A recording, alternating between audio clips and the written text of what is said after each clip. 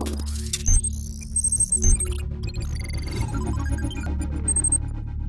it! That's what I'm talking about. Wait! Okay, now, from the beginning. Boy, have we waited for this one for a long time now. The brand new generation of the Hyundai i20 drives in at the right time. It's a time when interest in premium hatchbacks has already been piqued with the arrival of the Tata Altros a few months ago, and there is a lot to expect because going by Hyundai's recent launches, as you can expect, there's a lot that's been loaded into this car. So there's a lot to take you through, and so I figured it makes sense for both of us to do this together. That's me and Amir. Yes, indeed. There is so much buzz around this premium hatchback that we absolutely have to talk about what it's all about, and it takes two to talk about the i20. So let's get on with it.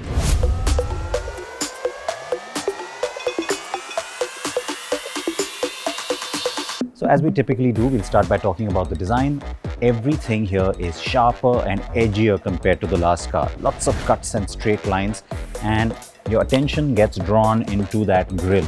It's like what you saw with the turbo version of the Verna that recently drove in, and they call it the prismatic grille. So the good news, there's no chrome version of this across the range. So the turbo gets this one, which is the edgiest form of it, and you get a slightly different pattern, but still in glossy black on the other variants. There's a different pattern on the diesel and a different one for the 1.2 petrol. But you know what? I like this one. It gets all your attention, and it certainly gives the car a lot of width and that edgy feel. You get that in how sharp the bumper styling is as well. The fact that you got high gloss black finish down here in the lip also helps that. And then, of course, the LED headlamp DRL. Now, I'm going to talk about that in just a second, but just want to tell you that you got a slightly different headlamp cluster. It's an all LED sort of an affair in the European version. The car looks very much like the European model. Similar kind of hood line, similar kind of sharp cuts, but I don't understand why we get a different DRL. It's just a simple line. Now, when the car is so dramatic, I would have liked to have a dramatic DRL. So the European version gets a little angled down line here as well. So it's a dual lined DRL. This one's a little simplistic. I can't seem to understand why. In fact, the alloy wheels on the European spec version actually look great. These are all right, of course. But what you get at the rear is this massive windshield. A lot of glass area there, and it looks pretty good too. Now, this black element that you see right here was earlier on the C-pillar. It has been moved back and acts more or less like a rear spoiler, so to say. And according to Hyundai, that actually helps reduce coefficient drag. Then there's this glossy black element that you see that stretches on the tailgate. Now, we know we've seen this element, we've seen it on the Altros, but it looks distinct on the i20. What is also distinct is this tail lamp. And the Z-shaped tail lamp actually adds a bit of flavor to the i20. It looks big and messes up completely with the proportions, but it still looks distinct. I mean, from a distance, you will definitely say that, yeah, there goes an i20.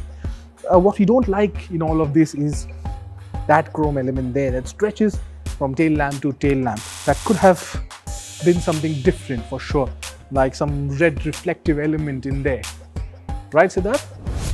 Yes, you're right. And you know what? That edgy look of the taillights, it gets enhanced by this window line because, again, it's got a very sharp angle cutting upwards over here. That's different. And the other impression you get when you look at the side of the vehicle is that it seems to have grown, because it has. It's wider, it's a little bit longer, taller. And more interestingly, the wheelbase has also been enhanced compared to the previous version. Now that's got to mean more space in the back for passengers, right, Amir? Aha! 2 steps ahead of you. I can vouch for the space it has inside. The wheelbase has grown by 10 millimeters, but the rear leg room has increased by 88 millimeters according to Hyundai. And it shows. Look at that amount of space I have.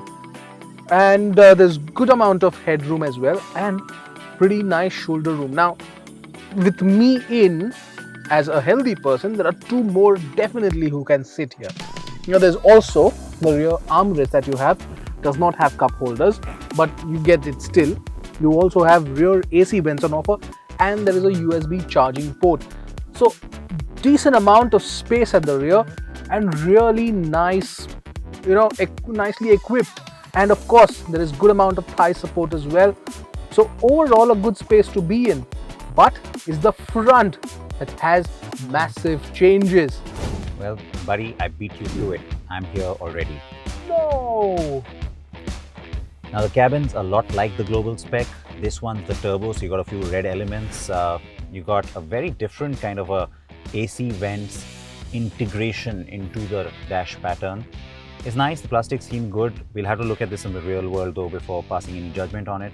Very sleek climate control system down here, and it's all very slim, very enhanced in terms of looking more edgy. I hate to keep using that word. Well, you know what? The little red piping you see here and the stitching, that's only on the dual tone versions. The rest get a copper tone.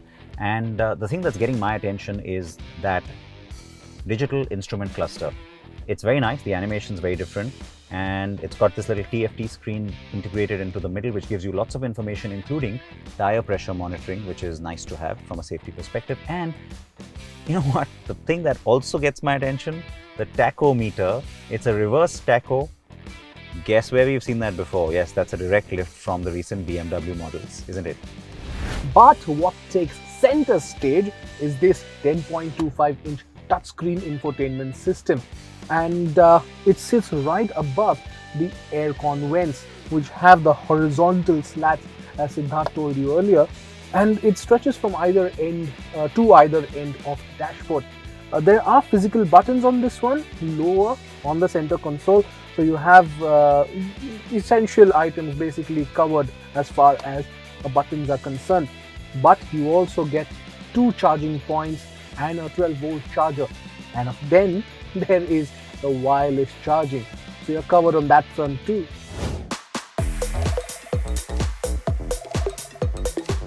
What I really love about this car is that steering wheel. It comes straight out from the Creta.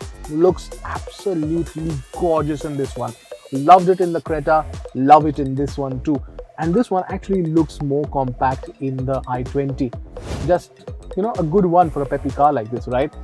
But what is also interesting is that you also get a lot of steering mounted controls, which is good for a car like this as well.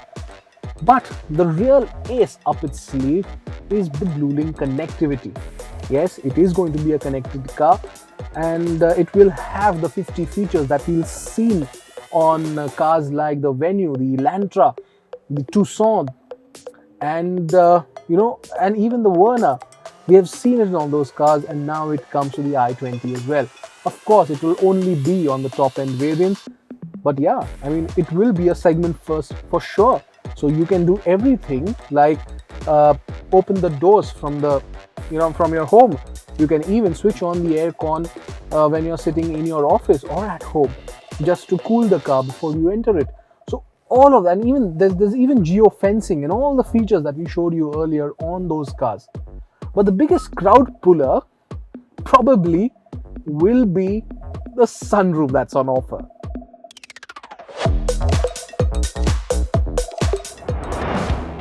Hyundai has gone big on features with this one. The top spec also comes with an air purifier. There's also a cooled glove box and even multi-device Bluetooth connectivity. Buyers will certainly be spoilt for choice when it comes to choosing a variant of the new i20. There are 3 engine options on the table: a 1.2-litre naturally aspirated petrol, a 1-litre turbo petrol, and the 1.5-litre diesel. The 1.2 petrol belts out 87 bhp, the 1.5 diesel pushes out 99 bhp. The most powerful version though is the 1-litre turbo petrol that punches 118 bhp. While a manual gearbox will be available with the 1.2 petrol and 1.5 diesel, the 1-litre will only get an IMT, that's intelligent manual transmission, remember. Both petrol engines will be available with an automatic option. The 1.2 gets the CVT, what Hyundai calls i20, While the 1-litre turbo of course has the 7-speed DCT, no diesel automatic strangely, despite the combination showing up in the Kia Sonet. So it's promising to be another pocket rocket, but I have to say, after the Sonet especially, I am surprised not to see a diesel automatic. That's a bit odd. The official line from Hyundai Motor India is, if there is demand, they will bring a diesel automatic. But for now, it's just the 6-speed manual. The little i20 detail inside the head and tail lamp unit, that's a nice little touch. And yes, the boot is a little bit bigger than the last car. It's now 311 litres volume. But all of this is not what you're really interested in. You now want to know the prices, don't you? The i20 has been launched in 4 variants in both petrol and diesel. The 1.2-litre petrol manual starts at 6,80,000 rupees and tops out at 9,19,000 rupees. The car with the same engine and automatic transmission costs 8,59,000 rupees, topping out at 9,69,000 rupees. The 1-litre turbo petrol with the intelligent manual transmission starts at 8,79,000 rupees, going all the way up to 9,89,000 rupees. There's also the 7-speed DCT on offer on the turbo petrol, and that is priced between 10,66,000 rupees to 11,17,000 rupees. Finally, the diesel manual, and that car costs between 8,19,000 rupees to 10,59,000 rupees. Hyundai, of course, says that these prices are introductory and can be availed by customers till December the 31st. So now you know everything there is to know about the new Hyundai i20. Hold on, not everything, because we still haven't driven the car and so we don't know how it performs. Cannot wait to do that. And my dear Mumbaikar friend, I hope you know I'm going to definitely beat you to that one as well.